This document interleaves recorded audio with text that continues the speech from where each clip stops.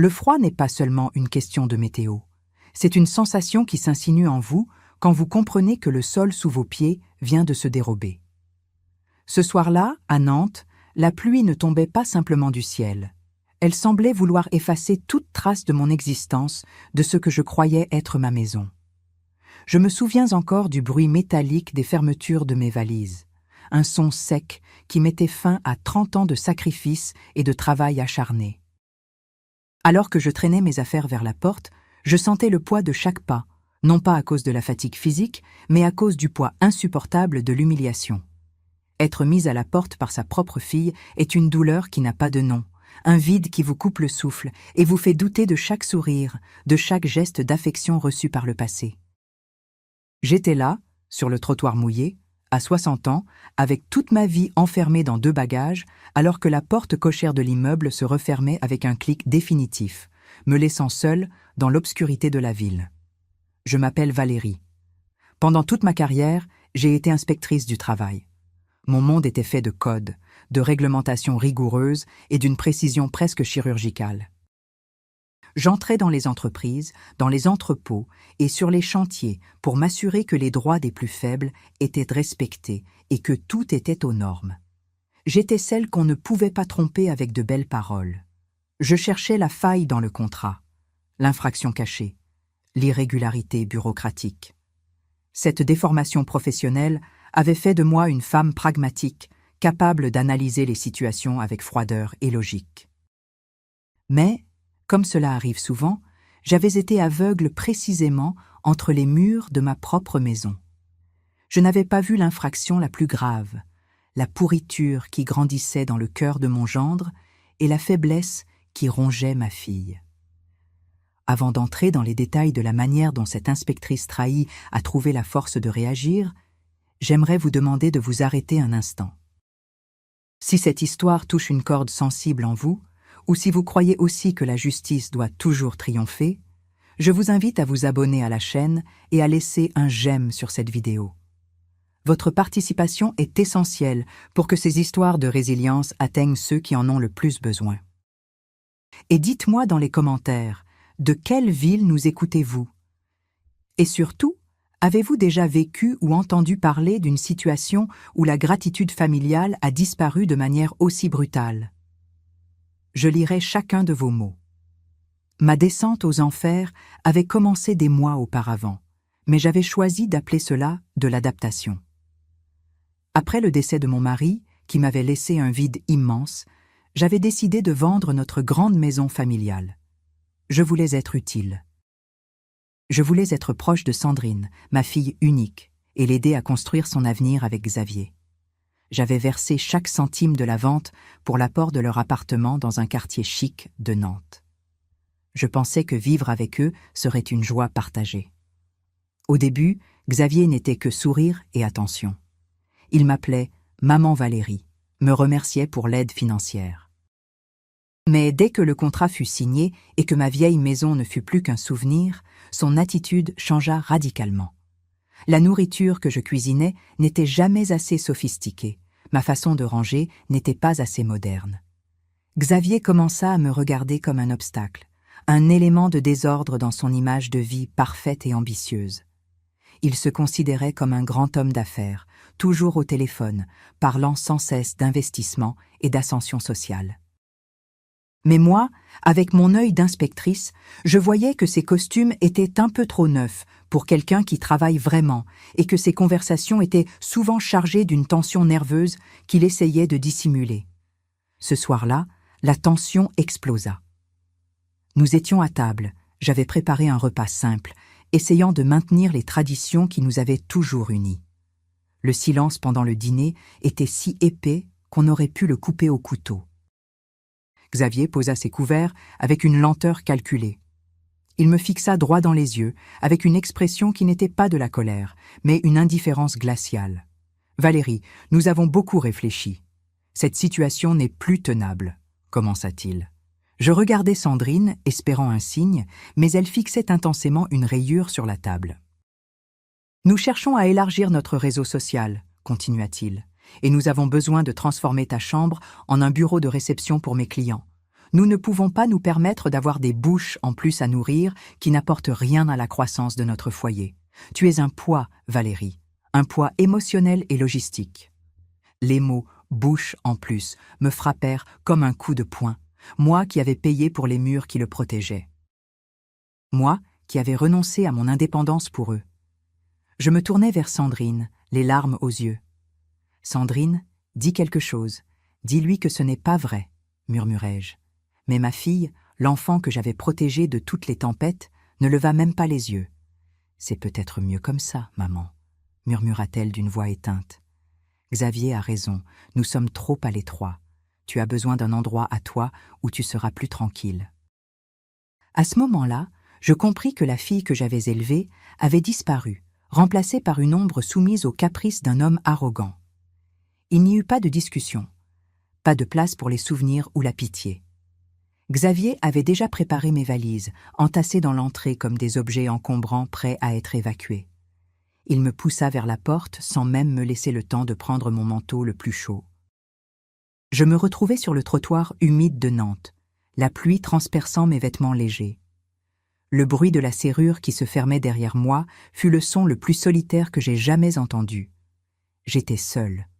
J'étais invisible. J'étais devenue une simple statistique d'abandon dans une ville qui continuait de bouger comme si de rien n'était. Je marchais pendant des heures, traînant mes valises dans les rues pavées, là où les lumières des lampadaires se reflétaient dans les flaques comme des espoirs brisés. Chaque regard des passants me semblait être un jugement, chaque ombre un rappel de ma chute. Je finis par trouver une chambre dans un petit hôtel modeste près de la gare, un endroit à des années-lumière du luxe de l'appartement dont je venais d'être expulsée. La chambre était minuscule, avec des murs défraîchis et une odeur de vieux papier peint.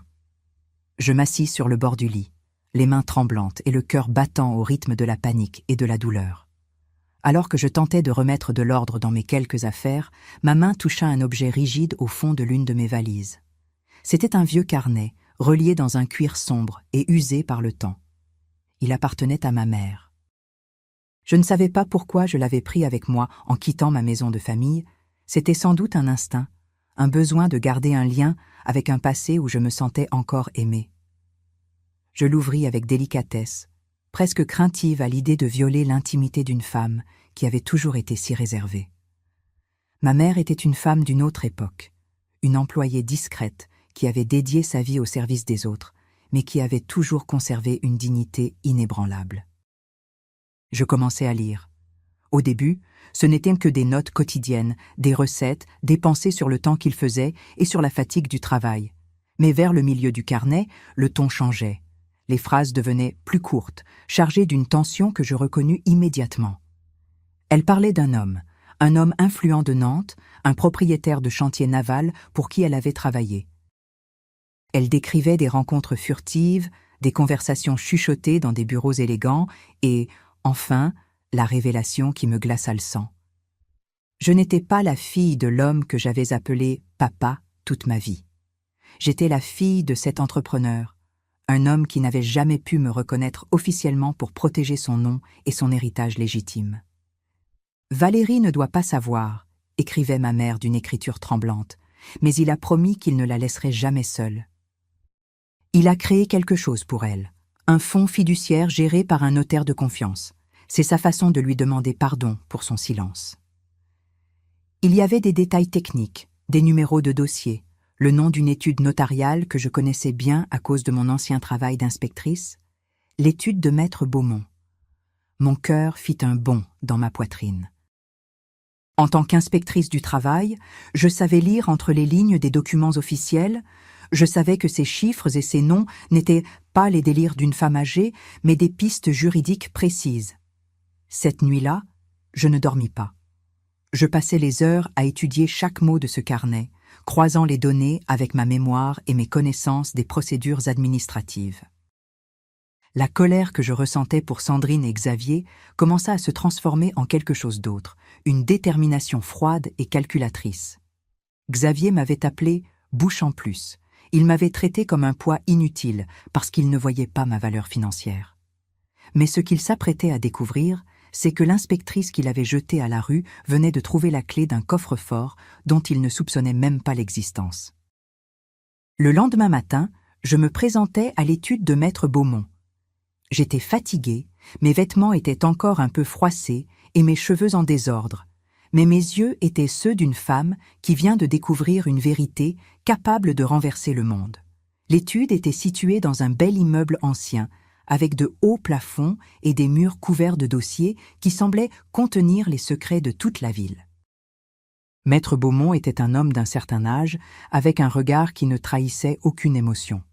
Quand je lui montrai le carnet et que je lui donnai le nom de ma mère, son visage eut un tressaillement imperceptible. « Madame Valérie », dit-il d'une voix qui semblait venir d'une autre époque. « Je savais que ce jour finirait par arriver. Votre protecteur a laissé des instructions très spécifiques.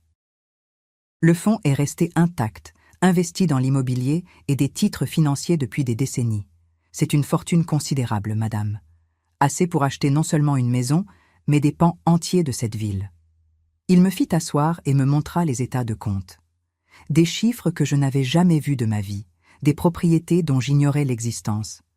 Mais ce ne fut pas l'argent qui me donna le frisson le plus fort. Ce fut la réalisation que je pouvais agir dans l'ombre.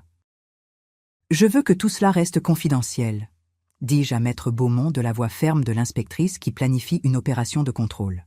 « Nous allons créer une société écran.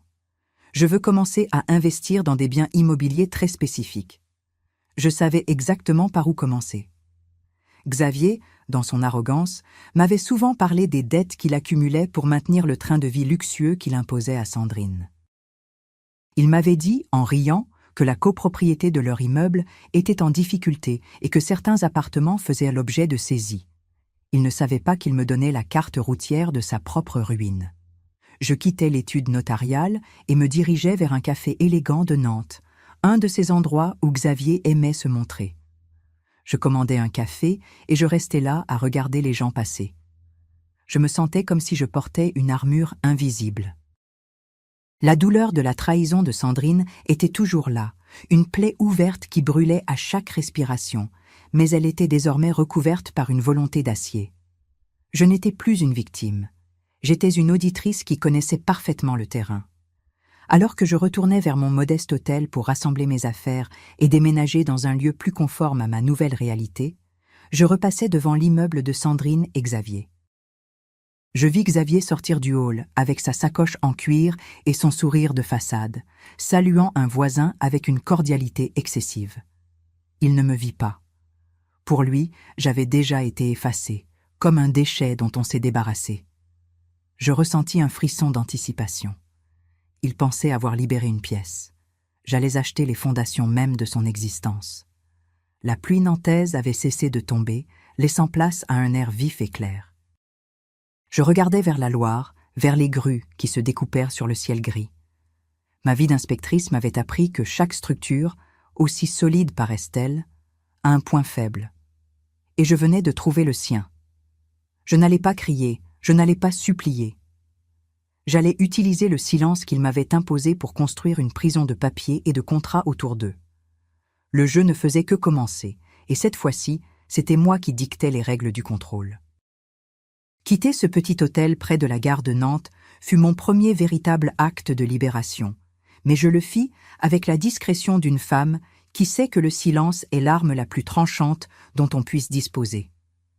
Nantes est une ville de contraste. D'un côté, la rouille des anciens chantiers navals qui s'effritent sous le vent de l'Atlantique, de l'autre, l'élégance feutrée des hôtels particuliers du centre-ville. Je me sentais un peu comme ces deux facettes de la ville, comme un trésor enfoui sous une épaisse couche de poussière. Grâce à l'aide de maître Beaumont, ce notaire qui semblait avoir conservé l'intégralité de mon existence dans un coffre-fort, je trouvai un petit appartement meublé dans le quartier de Canclos. C'était un endroit calme, discret, avec une vue qui embrassait les toits jusqu'à la Loire. De là, je pouvais observer sans être vue une habitude que ma carrière d'inspectrice du travail avait transformée en une seconde nature. Le déménagement fut rapide. Je n'avais toujours que mes 2 valises, celles que Xavier avait bouclées avec tant de mépris et de précipitation. En installant mes quelques vêtements dans l'armoire de ma nouvelle demeure, chaque geste me semblait avoir un poids nouveau. Je n'étais plus la femme qui s'excusait d'occuper de la place. J'étais une femme qui reprenait possession de son ombre. Beaumont m'avait remis plusieurs dossiers contenant les preuves tangibles de ma nouvelle réalité.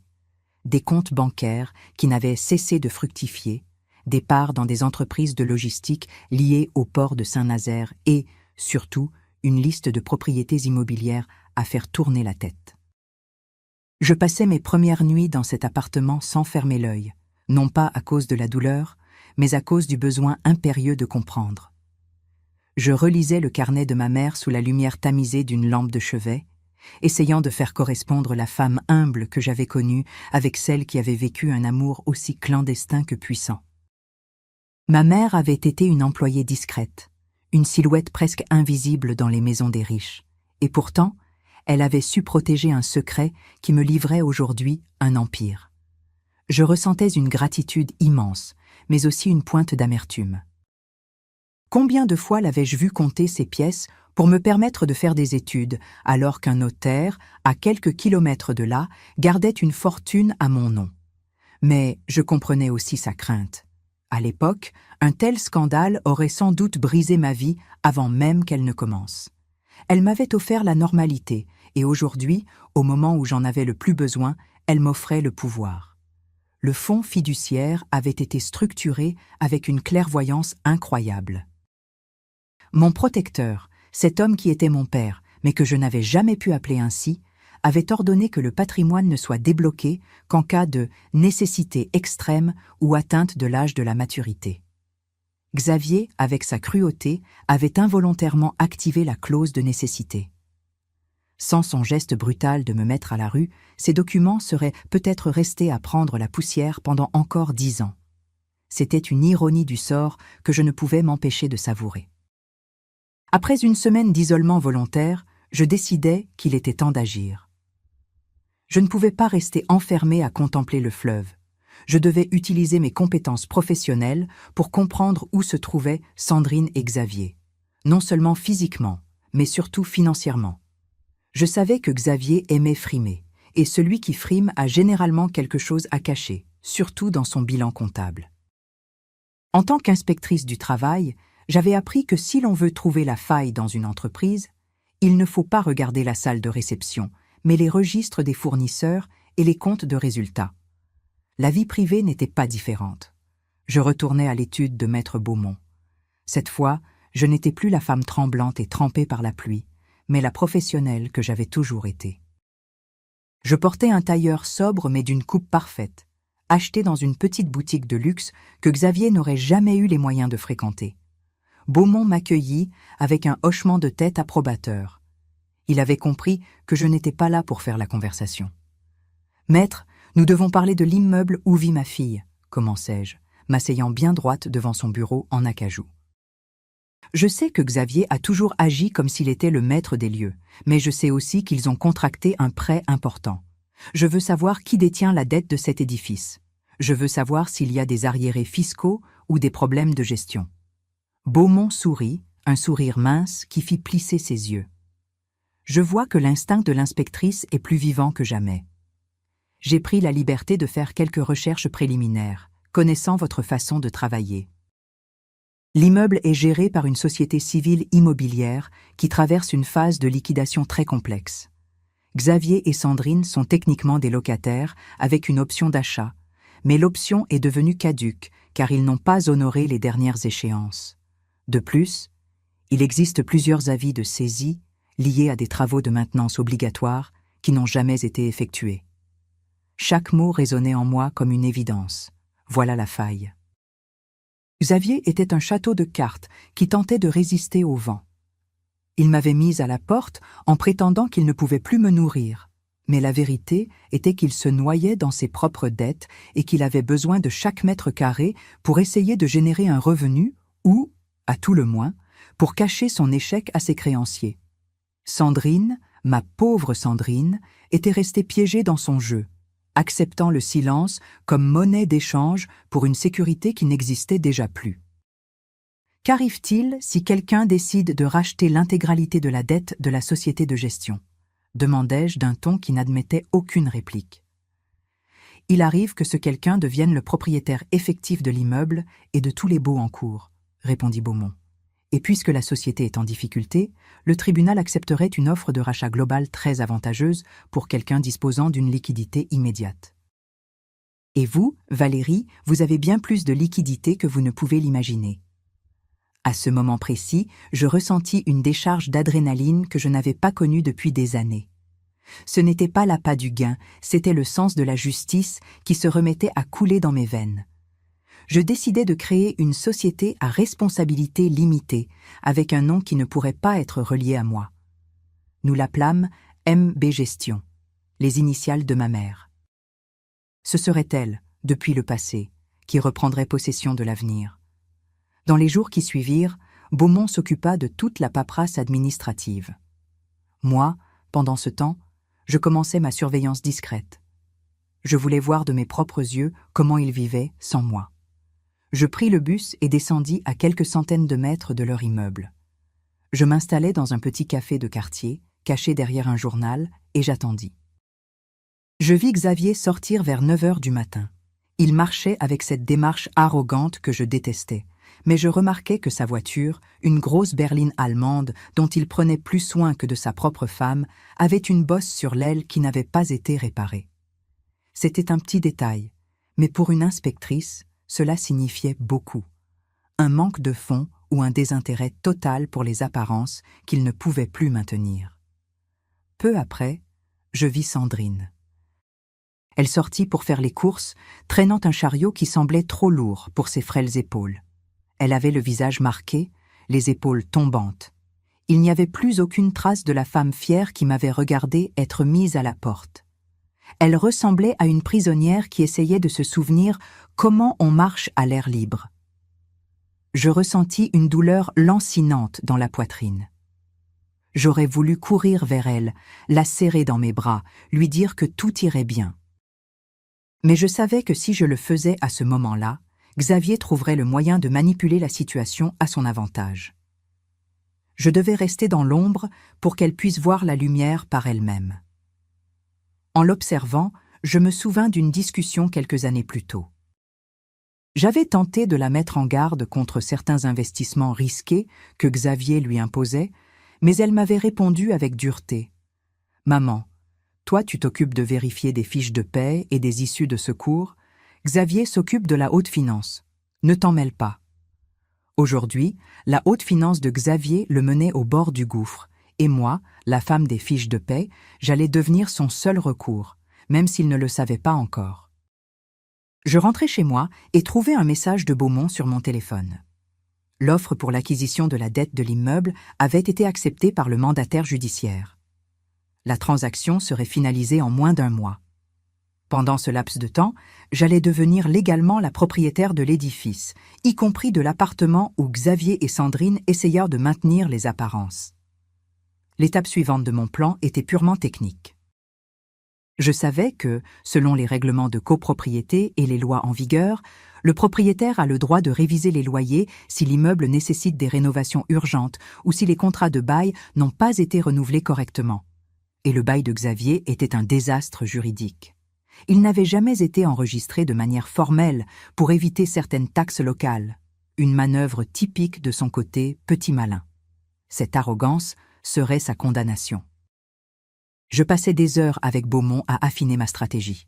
« Je ne veux rien faire d'illégal, » précisai-je. « Je veux appliquer la loi à la lettre, cette même loi qu'il a ignorée pendant des années. » Beaumont acquiesça. Nous convînmes qu'une fois la propriété acquise, nous enverrions une notification formelle à tous les locataires pour une révision des loyers basée sur les nouvelles valeurs du marché et sur la nécessité de financer les travaux de consolidation de l'immeuble que Xavier lui-même avait négligés en tant que gestionnaire de fait.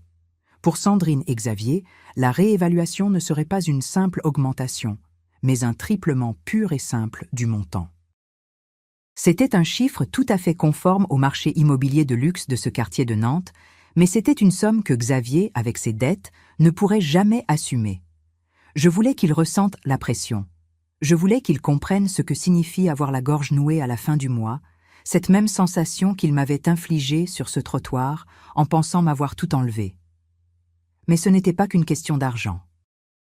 Je me mis à fréquenter les environs de l'immeuble plus régulièrement, devenant une silhouette familière pour les commerçants du coin. Un jour, alors que j'étais dans une boulangerie, j'entendis deux voisines discuter du monsieur Xavier.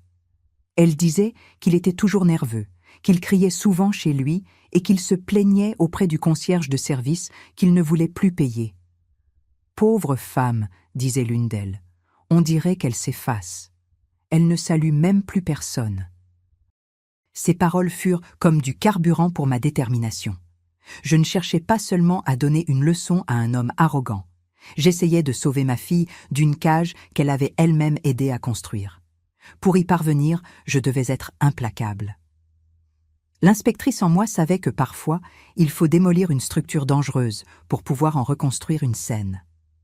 Alors que le mois touchait à sa fin, Beaumont me convoqua pour la signature finale. J'étais dans son bureau, la plume à la main, prête à parapher l'acte qui ferait de moi la propriétaire de mes propres bourreaux. Je ressentais le poids de cette responsabilité, mais aussi un calme olympien. Je regardais par la fenêtre de Beaumont, vers les quais de Nantes. Ce fleuve avait vu des navires partir et revenir chargés de trésors pendant des siècles. Je revenais avec mon trésor à moi, pas fait d'épices ou d'or, mais de vérité et de justice. « Signé !» dis-je à voix basse en reposant le stylo sur la table. Beaumont rassembla les documents. « Félicitations, Madame Valérie. À partir de cet instant, la société MB Gestion est propriétaire du complexe résidentiel du Quai des Malcontents. Quelle est la prochaine étape ? » « La prochaine étape est la communication, » répondis-je, et je sentis un frisson parcourir mon dos. « Je veux que les lettres de notification soient envoyées demain matin. Je veux que la convocation à l'Assemblée générale des copropriétaires soit fixée dans 2 semaines. Et je veux qu'il soit spécifié que la nouvelle direction sera présente en personne pour répondre à toutes les questions. » Je quittai l'étude et marchai longuement sur les quais. L'air était vif, chargé de cette odeur de rivière qui me rappelait ma mère. Je pensais à elle, à ce qu'elle ressentirait en me voyant maintenant. Peut-être serait-elle effrayée par mon audace, ou peut-être sourirait-elle, sachant que sa petite fille avait appris à naviguer en eau profonde. Ce soir-là, dans mon appartement de Canclos, je préparais un dîner simple. Je mangeais en regardant les fenêtres illuminées de l'immeuble sur le quai qui brillait au loin. Je savais que Sandrine était là-bas, peut-être assise à cette table où j'avais été insultée, sans savoir que l'air qu'elle respirait et le toit au-dessus de sa tête appartenaient désormais à la mère qu'elle avait trahie. Je ne ressentais pas de haine, mais une profonde et mélancolique clarté. Le jeu du silence allait prendre fin. Xavier avait voulu une bouche en moins pour mieux gérer ses mensonges, mais il allait découvrir que cette bouche avait trouvé la voie la plus puissante qui soit, celle de la propriété légale. L'Assemblée générale serait ma scène, et je me préparais pour le rôle de ma vie. Il n'y avait plus de place pour l'erreur, plus de place pour une pitié prématurée. Seulement pour la loi, la dure et nécessaire loi de la vérité. En allant me coucher, je me sentais étrangement légère. La solitude qui m'avait étouffée les premières nuits après mon expulsion s'était évaporée. J'étais entourée des secrets de ma mère et des dossiers de Beaumont, une nouvelle famille faite de papier et de détermination. Je savais que les 2 prochaines semaines seraient une tempête pour Sandrine et Xavier, une tempête que j'avais moi-même déclenchée. Mais comme le disait souvent mon mari, parfois la rivière doit déborder pour nettoyer ses berges des débris. Et j'étais prête à être ce débordement. Je m'endormis avec une pensée fixe. Le visage de Xavier quand il me verrait entrer dans cette salle de réunion. Ce ne serait pas le visage de l'homme qui m'avait chassé, mais celui d'un homme qui réalise, trop tard, qu'il a sous-estimé la mauvaise personne. Ma transformation était achevée. L'inspectrice était de retour, et cette fois-ci, le procès verbal serait sans appel. Il y a une étrange forme de justice dans le fait d'être invisible. Pendant des années, en tant qu'inspectrice du travail, mon rôle consistait à m'introduire dans des lieux où personne ne souhaitait ma présence, à observer des détails que les autres ignoraient délibérément pour masquer leurs manquements. Mais aujourd'hui, dans les rues de ma ville de Nantes, cette invisibilité n'était plus une contrainte professionnelle, Elle était ma peau, ma protection et mon arme la plus redoutable. Xavier et Sandrine m'avaient effacé de leur vie avec la même désinvolture que l'on jette une vieille quittance, convaincue qu'une femme de mon âge, une fois privée de son toit et de ses repères, s'évanouirait simplement dans la grisaille urbaine. Ils ne savaient pas qu'ils offraient ainsi la scène parfaite à une femme qui avait passé sa vie à débusquer les fissures et les irrégularités sous des surfaces en apparence irréprochables. Chaque matin, je me réveillais dans mon appartement de Canclos, entouré du silence et de l'odeur de vieux papiers des dossiers que Maître Beaumont me faisait parvenir. Ma routine était devenue méthodique, presque obsessionnelle. Je ne passais pas mes journées à pleurer sur mon sort ou à regretter le passé. Je les passais à étudier les mécanismes de leur ruine. Je savais que pour frapper juste, je devais agir avec la précision d'un horloger, laissant leurs propres mauvais choix devenir les murs de leur prison. La société MB Gestion était désormais une réalité juridique solide, une entité fantôme qui se déplaçait dans les rouages du tribunal de Nantes comme un prédateur silencieux dans les eaux troubles de l'estuaire de la Loire. Je passais de longues heures assise sur un banc dans un petit square qui surplombait la rue de leur immeuble. Je portais des vêtements que j'avais choisis avec une attention particulière. Sobres, de belles factures mais totalement anonymes. Le genre de tenue qui vous permet de vous fondre dans la foule sans que personne ne puisse se rappeler la couleur de votre manteau. De cette position privilégiée, j'observais la vie de Xavier et Sandrine s'effriter pièce par pièce. Une inspectrice sait qu'un bâtiment ne s'effondre jamais d'un coup. Tout commence par une petite infiltration. Une latte de parquet qui se soulève, un bruit suspect dans la tuyauterie. Et la vie de Xavier regorgeait d'infiltration.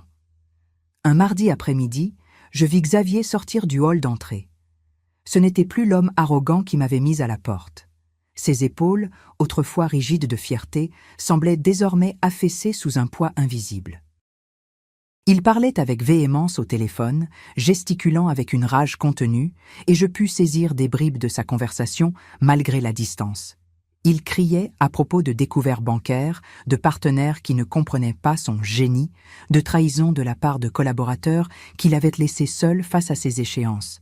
C'était l'image même de l'échec qui tente désespérément de sauver les apparences, une mise en scène qui n'abusait plus personne, pas même lui. Je remarquai que le gardien de l'immeuble le regardait passer avec une expression de profond dédain, ignorant superbement son salut. Ce petit détail me confirma ce que Maître Beaumont soupçonnait. Les charges de copropriété n'étaient plus payées depuis des mois. Mais le moment qui me brisa le cœur, tout en renforçant ma volonté, eut lieu quelques jours plus tard au marché de Talensac. Je vis Sandrine déambuler entre les étals avec un air égaré qui ne lui ressemblait pas. Je me cachai derrière un pilier de pierre, l'observant à quelques mètres de distance. Elle portait une veste légère qui ne suffisait pas à la protéger du vent frais qui soufflait sur la ville, et ses mouvements étaient lents, presque craintifs. Je la vis s'arrêter devant un étal de produits en promotion. Elle saisit un paquet de pâtes premier prix et une conserve de sauce bon marché, puis consulta frénétiquement l'écran de son téléphone, faisant probablement ses comptes au centime près. À un moment donné, son regard se posa sur un petit morceau de fromage affiné, l'un de ces plaisirs simples qu'elle aimait tant autrefois.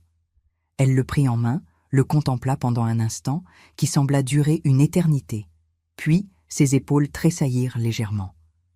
Dans un geste chargé de résignation, elle le reposa sur l'étagère et s'éloigna, la tête basse. À cet instant, l'impulsion de courir vers elle et de remplir son chariot fut presque insupportable. La mère en moi hurlait, mais l'inspectrice m'imposa de rester immobile. Sandrine devait comprendre. Elle devait ressentir dans sa propre chair ce que signifiait la charité que Xavier m'avait refusée. Elle devait comprendre que l'homme pour qui elle avait sacrifié sa mère n'était pas un refuge, mais un boulet qui l'entraînait vers le fond. Ce n'était pas un châtiment que je lui infligeais. C'était la conséquence directe de sa complicité silencieuse. Elle avait accepté que je devienne une bouche en plus à éliminer, et elle se retrouvait maintenant à devoir compter ses propres miettes. Je rentrai dans mon appartement et appelai Maître Beaumont. « Lancez la procédure pour l'enchère, dis-je, et ma voix ne trembla pas. Je veux que l'acquisition soit totale. Pas seulement l'appartement, mais l'ensemble de l'actif immobilier de cette SCI. Je veux que MB Gestion devienne l'unique interlocuteur de ce secteur. Beaumont m'informa que Xavier cherchait désespérément à renégocier les termes de ses emprunts auprès d'un courtier douteux, présentant des documents qui semblaient, pour rester poli, très créatifs. Je connaissais ce genre de créativité. Je l'avais rencontré chez des dizaines de chefs d'entreprise qui tentaient de masquer leurs dettes sous des factures de complaisance. Laissez-le croire qu'il a encore une chance, suggérai-je. Laissez-le espérer jusqu'à la dernière seconde, jusqu'à ce que le marteau du juge ne tombe pour de bon. Ce n'était pas de la cruauté gratuite, c'était une nécessité tactique.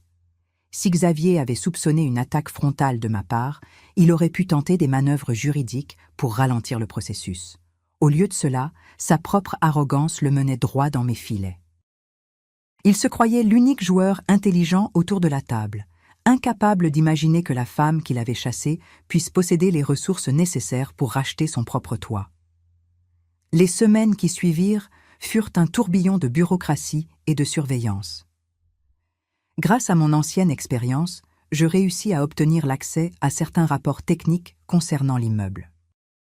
Je découvris que Xavier, agissant comme représentant non officiel des copropriétaires, avait détourné des fonds destinés à la rénovation de la cage d'escalier et à la mise aux normes des ascenseurs.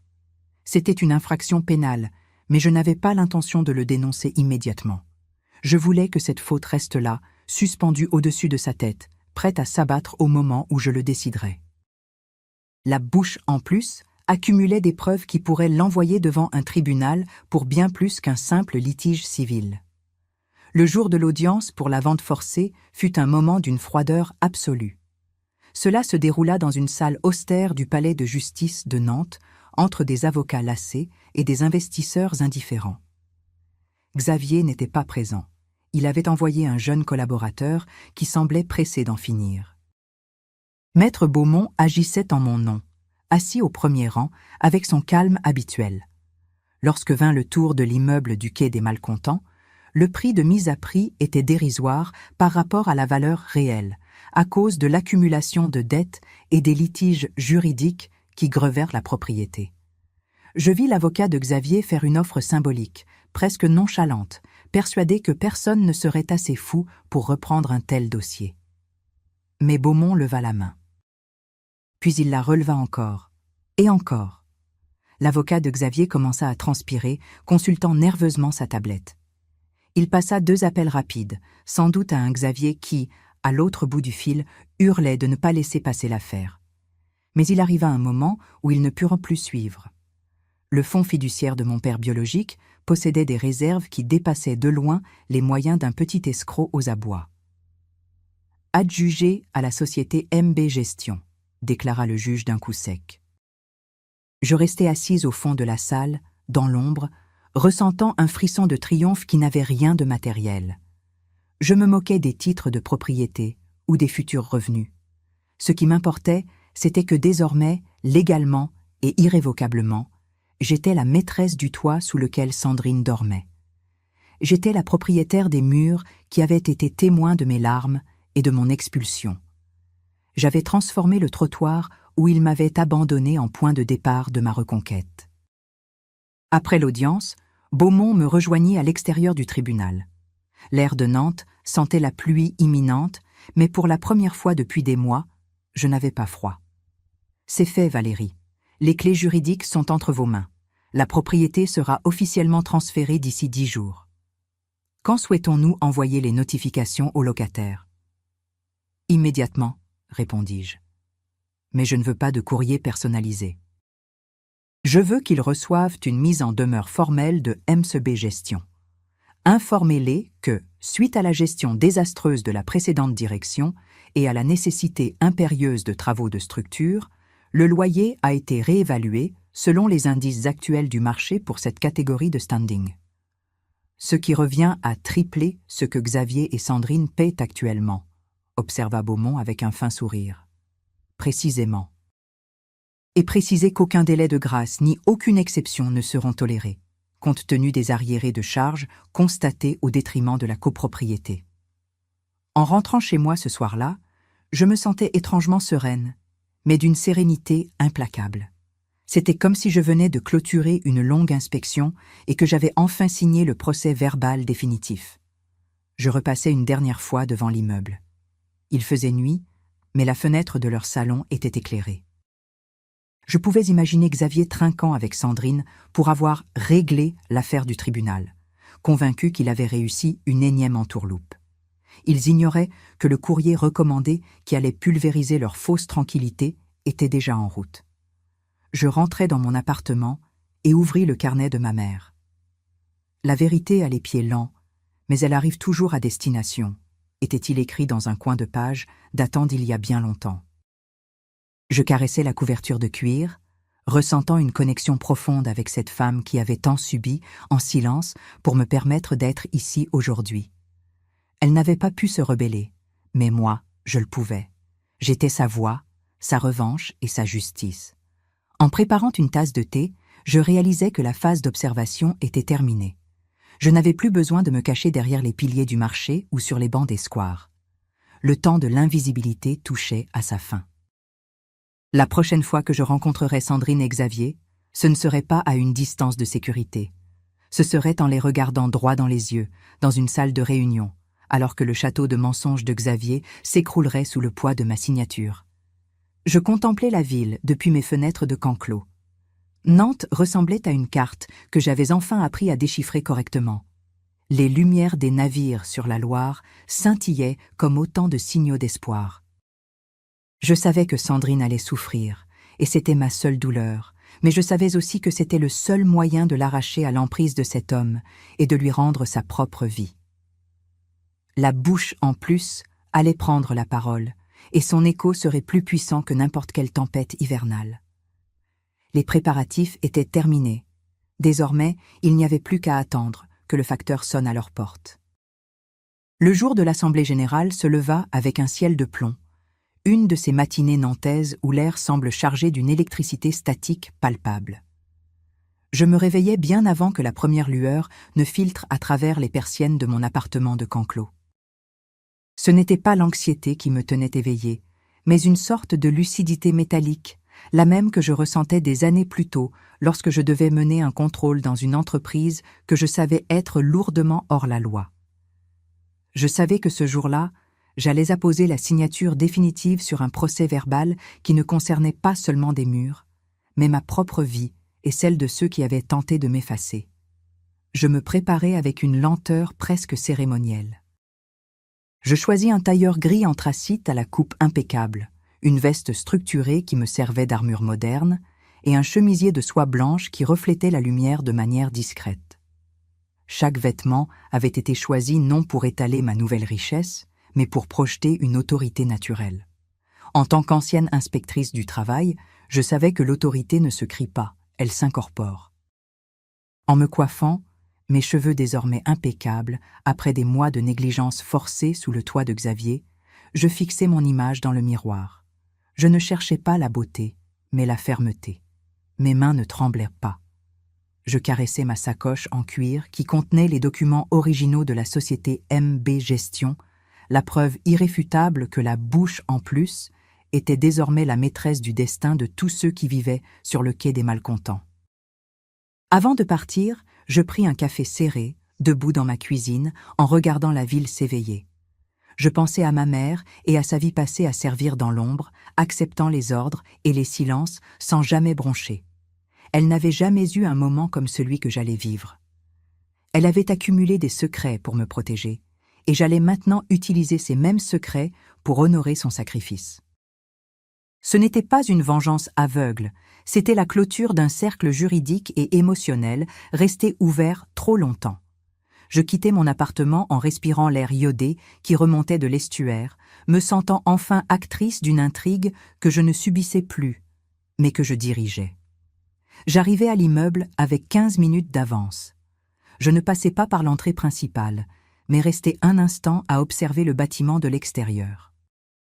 Les fissures dans la façade, que j'avais remarquées des semaines plus tôt, semblaient maintenant crier la gestion désastreuse de Xavier. Je savais, grâce aux expertises techniques que j'avais commandées, que les infiltrations dans les fondations étaient sérieuses et que le réseau électrique des parties communes n'était plus aux normes depuis au moins 3 ans. Xavier avait empoché les fonds destinés à la maintenance ordinaire, laissant l'immeuble dépérir pour financer ses ambitions de pacotille. J'entrais par l'accès de service où m'attendait le collaborateur de Maître Beaumont, un homme jeune et rigoureux qui allait mener formellement la réunion jusqu'à mon intervention. La salle commune de la copropriété se trouvait au sous-sol, une pièce vaste aux murs recouverts de boiseries défraîchies, et une longue table rectangulaire qui sentait la poussière et les décisions ennuyeuses. Je m'assis au dernier rang, dans un angle sombre, gardant mon manteau sur les genoux et mes lunettes de soleil encore sur le nez. Je vis entrer les copropriétaires par petits groupes, des retraités inquiets, de jeunes couples agacés par les dernières charges, et enfin, eux. Xavier entra avec son habituelle démarche de maître du monde, saluant d'une tape dans le dos un voisin qui semblait ne vouloir qu'une chose, qu'on le laisse tranquille. Sandrine le suivait comme une ombre, le visage creusé et les yeux baissés. Ils ne me reconnurent pas. Pour eux, je n'étais qu'une autre dame d'un certain âge attendant la fin de la bureaucratie habituelle. La réunion commença par la lecture du procès-verbal précédent, mais l'atmosphère était électrique. Tous avaient reçu la lettre de MEB Gestion concernant le changement de propriétaire et la révision des baux. Xavier, qui s'était autoproclamé porte-parole du mécontentement général pour masquer sa propre panique, leva aussitôt la main. « C'est une gestion scandaleuse », s'exclama-t-il d'une voix tonitruante en s'adressant aux représentants de l'étude. « Nous recevons des courriers d'une société écran qui prétend tripler les loyers sans même montrer son visage. » « Qui est ce propriétaire ? Où est-il ? J'exige de parler au responsable légal immédiatement. Nous vivons ici depuis des années et nous ne laisserons pas un investisseur sans scrupules spéculer sur nos vies. » Le représentant de Maître Beaumont resta de marbre, attendant que le silence revienne dans la salle. « La direction de la société est présente aujourd'hui, monsieur Xavier, » dit-il d'un ton neutre.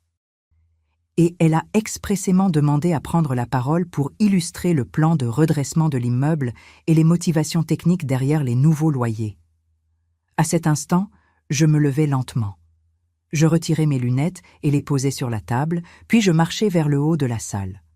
On aurait pu entendre le bruit d'un soupir collectif se bloquer dans les gorges. Le silence qui suivit fut si absolu que je pouvais entendre le bourdonnement du néon au-dessus de nous. J'arrivai devant Xavier, qui était resté debout, la bouche légèrement entr'ouverte et une expression de totale stupéfaction qui se transformait lentement en terreur pure. Sandrine se couvrit la bouche de ses mains, des larmes commençant à couler sur son visage pâle. « Bonjour à tous », dis-je d'une voix ferme, celle que j'utilisais jadis pour notifier la fermeture d'un établissement pour manquement grave.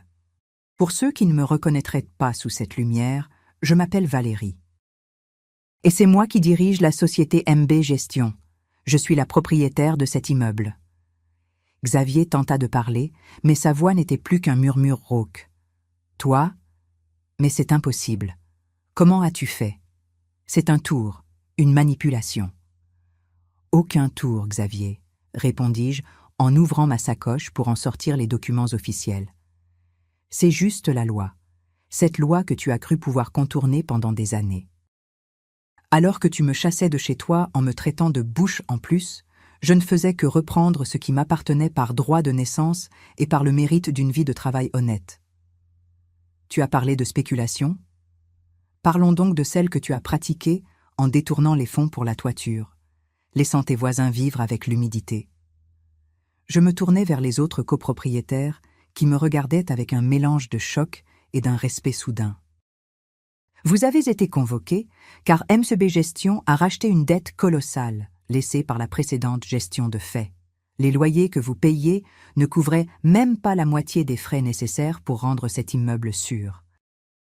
En ce qui concerne l'appartement de M. Xavier, dis-je en le fixant de nouveau, le loyer a été triplé car, en tant qu'ancienne inspectrice, j'ai relevé que le bail n'avait jamais été enregistré correctement et que les surfaces occupées ne correspondaient pas à vos déclarations. De plus, les prix du marché pour un logement de ce standing, une fois remis aux normes, sont exactement ceux que j'ai indiqués. Il n'y a aucune exception, aucun favoritisme. Xavier était devenu rouge de colère, sa rage luttant contre sa honte. « Tu ne peux pas faire ça! Tu es ma belle-mère! Tu ne peux pas nous traiter comme ça devant tout le monde! C'est illégal! C'est de l'extorsion affective !»« Je ne suis pas ta belle-mère en cet instant, Xavier, » répondis-je froidement. « Dans cette salle, je suis ton bailleur. Et tu es un locataire indélicat qui a abusé de la confiance de cette communauté. Pendant des années, tu as géré l'argent des autres comme s'il t'appartenait, et maintenant l'heure des comptes a sonné. Si tu estimes que le montant est excessif, tu es libre de quitter les lieux sous 30 jours. Mais je te préviens, chaque centime des dettes que tu as accumulées envers la copropriété sera réclamé par voie judiciaire, jusqu'au dernier euro. » Sandrine se leva, tremblante. « Maman, je t'en prie. Pourquoi ?» Je regardais ma fille. À ce moment, la douleur que j'avais ressentie sur le trottoir mouillé remonta à la surface, mais elle ne me fit pas vaciller. Parce que, Sandrine, le silence a un prix. Tu as choisi de rester silencieuse quand on m'a jetée dehors avec 2 valises sous la pluie. Tu as choisi de ne pas me regarder dans les yeux pendant que l'homme que tu dis aimer m'insultait. Aujourd'hui, ce silence est devenu le toit qui te tombe sur la tête. Je ne fais pas cela par haine, mais pour la vérité. Tu dois voir qui est réellement l'homme qui partage ta vie et ce qu'il a fait à notre famille et à cet immeuble. » La réunion se transforma rapidement en un procès public pour Xavier. Les autres résidents, comprenant que je n'étais pas là pour les détruire, mais pour assainir la situation, j'expliquais en effet que pour les occupants honnêtes, les ajustements seraient minimes et étalés dans le temps, commencèrent à déverser des années de griefs. Xavier tenta de se défendre, de hurler, de menacer, mais chaque parole tombait à plat devant la solidité de mes rapports techniques. Il n'était plus qu'un petit homme démasqué, dépouillé de son pouvoir de façade. Nous restâmes dans cette salle pendant plus de 2 heures. J'analysais point par point chaque irrégularité, chaque trou dans la caisse, chaque mensonge que Xavier avait raconté pour maintenir les apparences. Il restait assis, recroquevillé, tandis que Sandrine pleurait silencieusement à ses côtés, réalisant enfin que l'homme qu'elle croyait être son pilier n'était qu'un escroc qui les menait à la ruine. Je n'éprouvais aucune joie à la voir souffrir, mais je ressentais un soulagement nécessaire. Il fallait inciser la plaie pour nettoyer l'infection. « La séance est levée », déclara enfin le collaborateur de Maître Beaumont. Les voisins sortirent un par un, certains s'arrêtant pour me serrer la main, d'autres me remerciant d'avoir enfin pris les choses en main. Ils savaient qu'avec une ancienne inspectrice aux commandes, l'immeuble retrouverait enfin son calme et sa sécurité. Nous restâmes seuls dans la pièce, Xavier, Sandrine et moi. Xavier se leva, tentant de récupérer une once de dignité. « Tu penses avoir gagné, la vieille, mais je trouverai un moyen de tout faire annuler. Tu ne sais pas à qui tu as affaire. »« Au contraire, Xavier, » répondis-je en rangeant calmement mes dossiers. « Je sais exactement à qui j'ai affaire. Je connais tes dettes bancaires, je sais pour les fausses signatures sur les devis de travaux jamais faits, et je sais que tu n'as même pas de quoi payer la première échéance du nouveau loyer. Tu n'as aucun pouvoir ici. Tu n'as plus de masque. La seule chose qu'il te reste, c'est de choisir comment tu vas partir. Par un accord amiable ou par une expulsion forcée qui fera la une de la presse locale. » Il ne répondit pas. Il tourna les talons et quitta la salle d'un pas furieux, laissant Sandrine seule. Elle s'approcha de moi, les pas hésitants. « Maman, je ne savais pas tout ça. Il me disait que tout allait bien, qu'on était à l'abri, que tu étais juste un obstacle à nos projets. »« Je sais que tu ne savais pas, Sandrine, » dis-je d'un ton plus doux, mais toujours ferme. « Mais tu aurais dû te demander d'où venait cet argent pendant qu'on me chassait comme une malpropre. Tu as choisi le confort au lieu de la vérité. Maintenant, la vérité est là, et tu ne peux plus l'ignorer. » Sandrine tenta de m'enlacer, mais je fis un pas en arrière. Ce n'était pas encore le moment. Le pardon n'est pas un acte impulsif, c'est un chemin qui passe par la rédemption. « Retourne chez toi, Sandrine. Regarde bien ces pièces et demande-toi si elles valent le prix de ton intégrité. On se reparlera d'ici quelques jours par l'intermédiaire de Maître Beaumont. » Je quittai l'immeuble et marchai le long du quai. La pluie avait recommencé à tomber, mais cette fois, elle n'était pas glaciale. On aurait dit que l'air s'était purifié, que le poids de la trahison s'était transformé en une impulsion vers l'avenir. Je me sentais légère, comme si je venais de rendre le rapport d'inspection le plus difficile de ma carrière. J'avais prouvé que la bouche en plus n'était pas un fardeau, mais la clé de voûte de tout l'édifice. Cette nuit-là, dans mon appartement de Canclos, je ne cherchais pas le carnet de ma mère. Je n'en avais pas besoin. Je sentais sa présence dans le calme de mon cœur. J'avais agi avec justice, sans haine, mais sans faiblesse. Je savais que dès le lendemain, Xavier tenterait de réagir, mais je savais aussi que chaque mouvement le pousserait un peu plus dans les sables mouvants qu'il avait lui-même créés. C'était moi, désormais, qui détenais les clés de chaque porte. En regardant les lumières de Nantes, je pensais à la suite. Je ne voulais pas rester propriétaire de cet immeuble éternellement. Je voulais le remettre en état, en faire un lieu digne et puis, peut-être, le transmettre. Mais avant cela, je devais m'assurer que Sandrine était sauvée. Je devais m'assurer qu'elle comprenne que la force d'une femme ne réside pas dans l'homme qu'elle a à ses côtés, mais dans la vérité qu'elle est capable de porter. La chasseuse invisible était devenue la maîtresse de la lumière, et l'obscurité du quai des Malcontents n'aurait plus jamais le même pouvoir sur moi. Après la tempête de l'Assemblée générale, le silence qui s'est abattu sur le quai des Malcontents n'était pas un silence de paix, mais un silence d'attente. Pour Xavier, ce silence devait ressembler au tic-tac d'une bombe à retardement. Dans les jours qui ont suivi, je n'ai cherché aucun contact direct avec lui ou avec Sandrine. J'ai laissé la réalité faire son chemin, exactement comme une inspectrice qui, après avoir émis un procès-verbal de fermeture, attend que le contrevenant se heurte à la bureaucratie du tribunal. Je savais, grâce au rapport quotidien que Maître Beaumont m'envoyait, que Xavier était entré dans une phase de déni mêlée d'une rage aveugle. Il avait commencé à envoyer des courriels délirants à l'étude notariale, parlant de complots, d'extorsions affectives et menaçant de porter l'histoire devant la presse locale pour détruire la réputation de ma défunte mère. Je lisais ces menaces avec un calme qui m'étonnait moi-même. Xavier pensait encore pouvoir utiliser la honte comme une arme, sans se rendre compte que la honte était un vêtement qui ne m'appartenait plus. La vérité découverte dans le carnet de ma mère m'avait fourni une armure qu'aucune insulte ne pouvait ébrécher. « Laissez-le parler », dis-je à Beaumont lors de l'une de nos conversations téléphoniques du soir. Chaque menace écrite est un clou de plus dans le cercueil de sa carrière professionnelle. Nous ne faisons que documenter son instabilité. Et c'est ce que nous avons fait.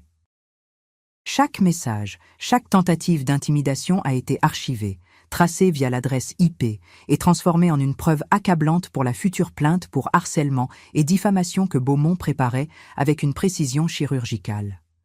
Pendant que Xavier se consumait dans sa propre colère, Sandrine traversait son propre désert personnel. Le personnel de l'immeuble me rapportait que les hurlements de Xavier étaient devenus une constante derrière la porte close de leur appartement. Il l'entendait l'accuser d'être complice de mon plan machiavélique, de lui avoir caché des informations, d'être aussi inutile que je l'avais été à ses yeux. Le moment de la rupture définitive a eu lieu par une soirée de crachin nantais. Sandrine est arrivée à ma porte à Canclos sans prévenir. Elle n'avait pas de bagages, seulement son sac à main et l'expression de quelqu'un qui a enfin vu le fond de l'abîme. Je l'ai fait entrer sans dire un mot, exactement comme la première fois. Je lui ai préparé une tasse de thé chaud et nous nous sommes assises en silence, regardant les lumières de la ville qui scintillaient dans l'obscurité. « Il est parti », dit-elle enfin, d'une voix qui semblait venir de très loin. Il a fait ses valises en hurlant que c'était moi qui avais gâché sa vie, que j'étais faible comme toi. Il m'a dit que j'avais été une erreur depuis le début. Je n'ai pas cherché à la consoler avec de faux espoirs. Je savais que Sandrine devait ressentir toute cette douleur pour pouvoir enfin s'en libérer. « Il ne t'a jamais aimée, Sandrine », répondis-je, avec la fermeté de celle qui a analysé trop de dossiers d'abus de pouvoir. Il aimait l'idée de contrôle qu'il exerçait sur toi et sur moi. Maintenant qu'il a perdu le contrôle sur l'immeuble, il a aussi perdu la raison de rester. Nous sommes restés là pendant des heures. Elle a pleuré, non pas pour la perte de Xavier, mais pour la prise de conscience de tout ce temps qu'elle avait gâché à essayer de lui plaire. Elle me raconta qu'après la réunion, elle avait commencé à fouiller dans les papiers de Xavier et qu'elle avait trouvé les preuves de ce que j'avais dénoncé. Les comptes vidés, les fausses factures pour des travaux de copropriété jamais réalisés, et même un plan pour me convaincre de lui céder ma vieille maison avant que je ne la vende. « Tu avais raison sur tout, maman. J'ai été aveugle parce que je voulais que mon mariage fonctionne à tout prix, même au prix de ta dignité. » Cette nuit-là, Sandrine ne retourna pas sur le quai. Elle dormit sur mon canapé et pour la première fois depuis des années, je sentis que ma maison était à nouveau un refuge sûr. Dans les semaines qui suivirent, la transformation de Sandrine fut lente mais constante. Elle trouva la force d'entamer les procédures de divorce.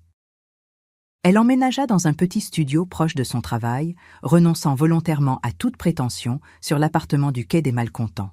Elle commença un suivi pour traiter les années de manipulation subies. La voir reprendre sa vie en main, sans avoir besoin de briller ou de plaire à un homme cruel, fut pour moi le véritable gain de toute cette affaire. L'argent du fonds fiduciaire n'avait été que l'outil, mais la liberté de Sandrine était la finalité. Quant à Xavier, sa fin fut moins dramatique, mais bien plus définitive. Lorsqu'il reçut la notification formelle de la plainte pour diffamation et de la demande de dommages et intérêts pour les préjudices causés à la gestion de l'immeuble, il comprit qu'il n'avait aucune issue. Il n'avait pas l'argent pour payer le loyer triplé, ni pour soutenir une bataille juridique contre une société qui disposait de ressources quasi infinies. Il disparut de Nantes presque du jour au lendemain, laissant derrière lui une traînée de dettes et un bureau vide. Beaumont m'informa qu'il était parti vers le sud, cherchant probablement à recommencer ailleurs avec un autre mensonge, mais pas avant d'avoir signé un accord de non-divulgation et d'avoir renoncé à toute prétention future. Pour le monde, Xavier était devenu un fantôme. Pour moi, il n'était plus qu'un dossier classé. Avec le départ de Xavier, je sentis que ma mission sur le quai était terminée. J'avais assaini l'immeuble, sécurisé les comptes de la copropriété et retiré l'infection qui le rongeait. Mais je ne voulais pas rester la propriétaire, pour toujours. Ce n'était pas mon rêve. J'appelai une agence immobilière et mis en vente l'intégralité de l'immeuble. Le marché nantais était en pleine expansion, et grâce aux rénovations que j'avais déjà lancées, je réussis à vendre le bâtiment à un fonds d'investissement sérieux en moins de 3 mois, réalisant une plus-value considérable. Le jour de la signature définitive, je me retrouvais dans l'étude de Maître Beaumont avec un chèque de banque entre les mains qui représentait la fin d'une époque. Mais je n'ai pas tout gardé pour moi. Une partie importante des bénéfices de la vente, près de la moitié, je l'ai destinée à la création d'une fondation à Nantes pour les femmes victimes de violences domestiques et d'abandon familial. Je l'ai appelée la Maison d'Éléonore, en l'honneur de ma mère. Je voulais que d'autres femmes qui s'étaient retrouvées sur le trottoir avec 2 valises, comme moi, aient un lieu où elles ne seraient pas jugées et où elles pourraient retrouver leur propre voix. Ce fut ma façon de remercier la femme qui avait conservé ce carnet pendant des décennies, espérant qu'un jour sa fille puisse être libre. Avec le reste de l'argent, je décidai de revenir à mes racines, mais avec une nouvelle conscience. J'achetai une petite maison indépendante dans le quartier de Canclos, non loin de là où je vivais autrefois. Ce n'était pas un palais, mais elle avait un petit jardin où je pouvais faire pousser des herbes aromatiques et une vue magnifique sur la ville. C'était une maison solide, honnête, où chaque pierre avait été payée par la vérité. Le déménagement fut un moment de grande sérénité. Cette fois, mes valises n'avaient pas été bouclées dans le mépris et la hâte, mais avec soin et espoir. Sandrine vint m'aider à déballer les cartons. Nous ne parlâmes plus de Xavier ou de la nuit de l'expulsion. Nous parlâmes de l'avenir, de son nouveau projet professionnel et de mes plans pour le jardin. Pour le dîner, comme la cuisine n'était pas encore tout à fait opérationnelle, nous fîmes une chose simple qui nous rappelait le bon vieux temps, avant que tout ne se complique. Des croque-monsieur et une soupe à la tomate bien chaude. Nous avons ri quand Sandrine a fait brûler un coin du pain et que je lui ai dit qu'en tant qu'inspectrice, je devrais lui mettre une amende pour défaut de maîtrise culinaire. Ce rire fut le plus beau son que j'ai entendu depuis des années. C'était la preuve que le lien entre une mère et sa fille, bien qu'abîmé, pouvait être reconstruit s'il reposait sur la sincérité. Plus tard, après le départ de Sandrine, je restais assise sur ma terrasse, à regarder la lune se refléter sur les eaux de la Loire. Je pris le carnet de ma mère une dernière fois et j'écrivis une petite note sur la dernière page blanche destinée à Sandrine, au cas où elle le relirait un jour. Tu n'as besoin de la permission de personne pour être forte. Ta dignité n'est pas un loyer que tu dois payer à un homme, mais une propriété que tu possèdes depuis ta naissance. Ne l'oublie jamais. Je ressentis un sentiment de paix profonde. J'avais pardonné à Sandrine, mais surtout, je m'étais pardonné à moi-même de ne pas avoir été capable de voir la vérité plus tôt. Je n'étais plus la bouche en plus à nourrir. J'étais Valérie, une femme qui avait appris à transformer le silence en arme et l'humiliation en pouvoir. J'étais une mère qui avait dû tout perdre pour se retrouver elle-même et retrouver sa fille. Je regardais ma tasse de thé désormais froide et je souris. J'étais chez moi. Une vraie maison où personne n'oserait plus jamais me dire qu'il n'y avait pas de place pour moi. Mon inspection la plus importante était enfin terminée, et le résultat était un certificat de liberté absolue. Merci d'avoir écouté mon histoire. J'espère qu'elle pourra rappeler à chacun d'entre vous que, même quand vous êtes sur le trottoir, vous gardez en vous la force de racheter l'immeuble tout entier.